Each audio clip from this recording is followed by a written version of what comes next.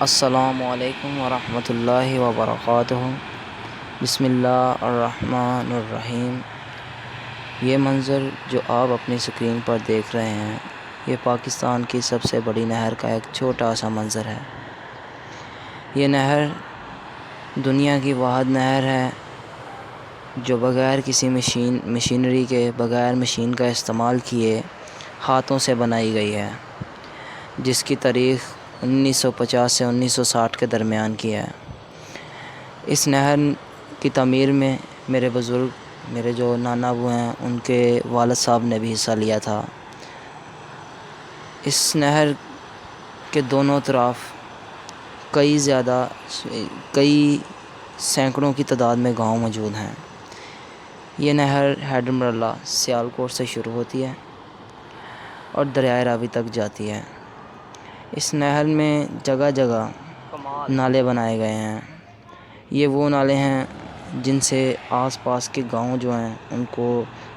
جہاں پر پانی نہیں پہنچ سکتا نہر کا، وہاں ان نالوں کے ذریعے پانی پہنچایا جاتا ہے اور اس گاؤں کے کھیتوں کو سیراب کیا جاتا ہے۔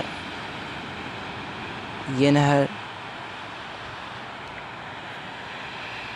پاکستان کی سب سے بڑی نہر ہے اور سب سے تاریخی نہر بھی کہا جائے تو غلط نہیں ہوگا۔ اس نہر کو انسانوں نے اپنے ہاتھوں سے تعمیر کیا، انسانوں نے اسے خود بنایا،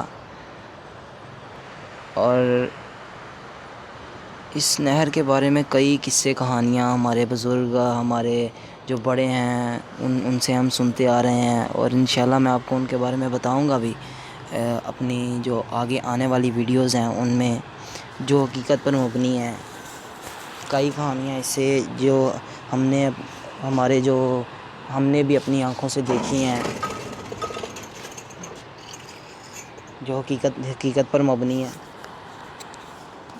بہت سارے ہم نے ایسے واقعات دیکھے ہیں کہ جن سے ہمیں یہاں پہ یہ خشک جب نہر ہوتی ہے تو اس کے ہمیں اندازہ ہوتا ہے کہ یہاں کسی اور مخلوق کا، جیسے کہ جنات کا بھی بسیرا ہے، اور ہم نے اپنی آنکھوں سے بھی بعض اوقات اس طرح کی کئی واقعات دیکھے ہیں اس نہر کے بارے میں، جن کو انشاءاللہ یہ اب تو نہر چل رہی ہے، جب یہ نہر خشک ہوگی، بشرطی کہ زندگی اگر یہ نہر خشک ہوتی ہے اور میں زندہ رہتا ہوں، کیونکہ اگلے پل کا کسی کو یقین نہیں ہے، تو میں آپ کو انشاءاللہ وہ جگہیں بھی دکھاؤں گا جہاں پہ اس نہر کی جو اس طرح کی کہانیاں ہیں، قصے مشہور ہیں، اس سے تعلق رکھتے ہیں۔ یہ نہر سیالکوٹ سے لے کر لاہور تک، یعنی دریائے راوی میں گرنے تک بہت سے گاؤں کو سیراب کرتی ہے، اور بہت سے گاؤں کا دار و مدار، ہمارے گاؤں کا بھی، اس کے بعد ہمارے پیچھے بھی جتنے بھی گاؤں ہیں ان کا سب دار و مدار اسی نہر کے پانی پہ ہوتا ہے، اور ہماری جو فصلیں ہیں ان کو اسی نہر کے ذریعے سیراب کیا جاتا ہے۔ جیسا کہ آج کل جو موسم